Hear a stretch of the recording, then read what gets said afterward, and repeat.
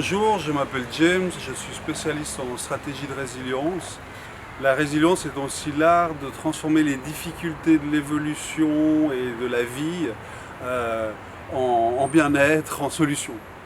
Et à ce sujet, j'aimerais aujourd'hui, cette semaine, on va parler de l'interdit du père fondateur, l'interdit fondateur paternel.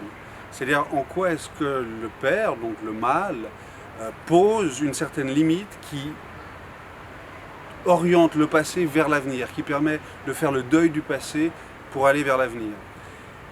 Alors c'est un peu technique, j'espère que je vais être clair. Donc en fait, n'importe on commence à vivre dans le ventre de notre mère. Alors là c'est un peu le jacuzzi béni, c'est les petites bubules, il fait chaud, on reçoit tout ce qu'on veut, quand on veut, comme on veut, à l'instant où on veut. Je veux dire, c'est génial. On n'a aucun effort à faire, c'est genre le paradis. Enfin les derniers souvenirs qu'on a du paradis.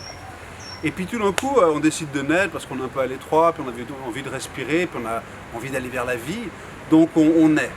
Et là, je veux dire, attends, on sort, je veux dire, ça pique, ça gratte, il fait chaud, il fait froid, il fait faim, il fait soif. Je veux dire, c'est l'enfer. On était au paradis, on sort plein de promesses et tout, ça va être sympa, et on se retrouve en enfer. Et là, on se dit, mais attendez, c'est quoi cette arnaque, quoi? Je veux dire, moi j'étais très bien là où j'étais. Enfin, c'est pas vrai, c'était un peu à l'étroit, mais enfin bon, quand même.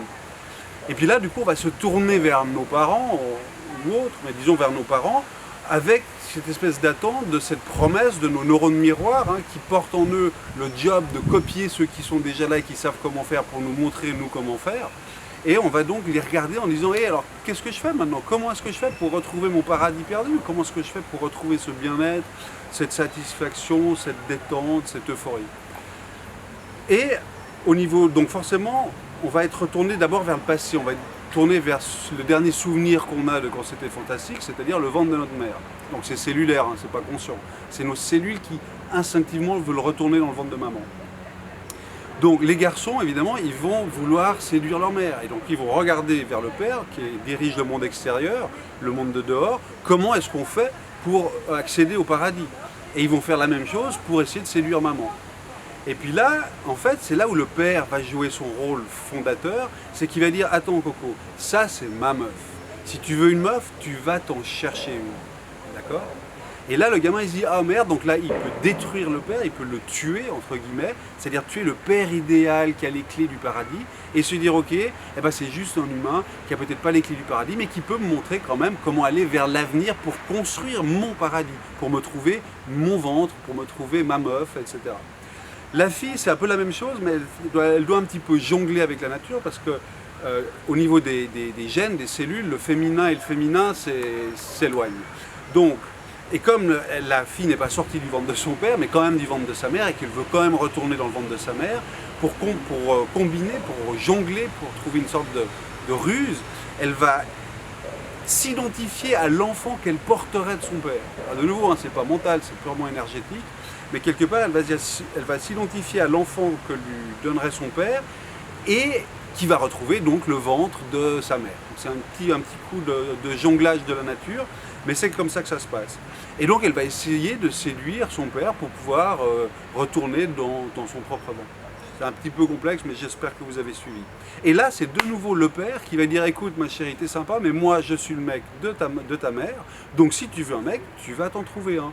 Le passé, c'est mort, donc tu vas vers le futur. Et du coup, ça permet au gamin de renoncer à l'idéal du passé, au rêve du paradis perdu, comme on l'appelle, et de pouvoir se tourner vers l'avenir pour aller construire son propre paradis. Voilà, c'est pour ça que le mâle, le père, a un rôle fondateur dans l'interdit qui est capital, et que si ce père ne met pas cette limite, ne dit pas non, le passé c'est mort, maintenant c'est l'avenir, il faut aller vers l'avenir, il faut construire l'avenir, et ben le gamin, il va tout le temps essayer de retrouver son paradis perdu, le ventre de sa mère, le jacuzzi magique, etc. Et que ce soit à travers un job, à travers une femme, à travers un patron, à travers une voiture, à travers n'importe quoi, il y a toujours après cette espèce de fantôme, de paradis perdu qu'on essaye de retrouver. Même d'ailleurs, beaucoup de gens, on se demande souvent pourquoi les gens sont tellement attirés par les ruines du passé. C'est parce qu'il y a une sorte de mystère qu'on sait inconsciemment avoir perdu et qu'on aimerait retrouver. Eh ben non, ce qu'il faut le père, normalement, son job, c'est de dire, écoute, le passé, c'est niqué, le passé, c'est foutu, the past is history, d'accord, le passé, c'est de l'histoire, L'avenir est un mystère, mais c'est l'avenir où est la solution, c'est vers l'avenir qu'il faut aller pour reconstruire un nouveau paradis et permettre à la vie de continuer à exister. Voilà, j'espère que j'ai été clair. Je sais que c'est une notion un petit peu tordue, enfin un petit peu complexe. Mais voilà, enfin, si jamais vous en voulez plus, sur ma chaîne YouTube, je l'explique plus longuement.